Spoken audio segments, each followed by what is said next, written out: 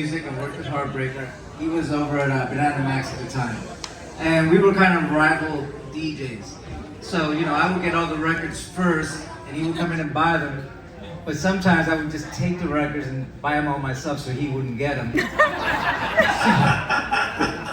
So, he would come in when I wasn't there and buy them again. This happened with that one song, what was the name of this song? I can't remember, but we did this with many songs, so we'd each have like 5 or 10 copies of the same songs. We would keep them. Looking from a Hilltop was one of them. Yes! Oh, yes. We had dreams about like taking that from each other. Both of us had dreams about grabbing that record and saying, no, that's mine, I promise. Okay, that's how, so anyway, we were like rivals and we pushed each other to like do stuff. We would connect. He got me into computers, so we would connect online like 5 in the morning, playing an F-15 fighter game. We were both married at the time, and we'd be up to 5 o'clock in the morning, getting up there, taking like 20 or 30 minutes online, with a modem. It wasn't like the internet. It would take us like 20 or 30 minutes to connect.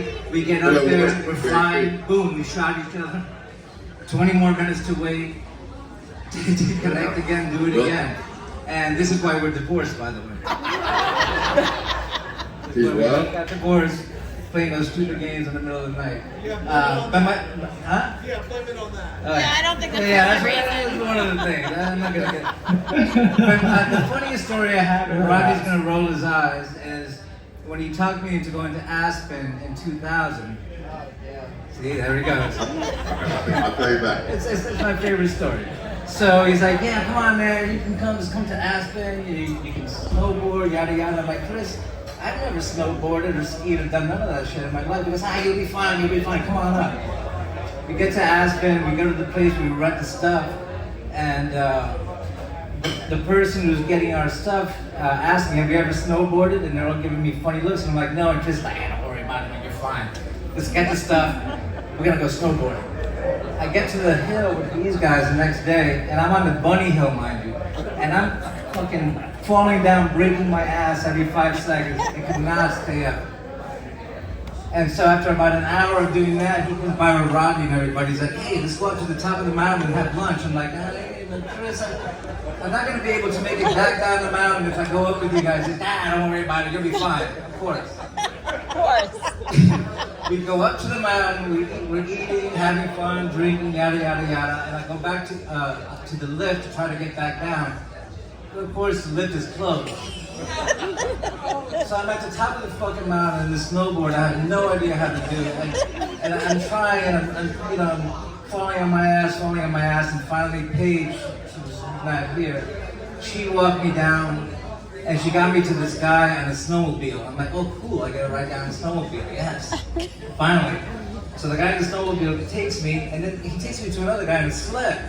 I'm like, okay.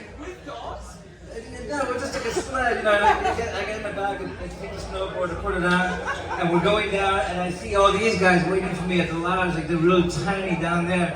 And the guy, and I'm just chilling, and the guy goes, hey, you wanna go real fast?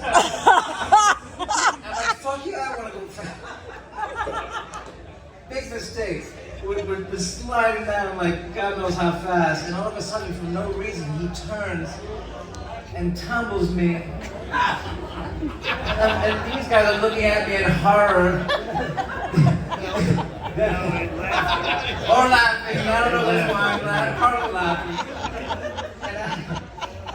Oh my god, my back, everything was fucked up. I had the whole next day in bed and shit. And then finally the next day I went and got skis, which I should have done the first time and not listened to Jacobi. And then I had a good time. That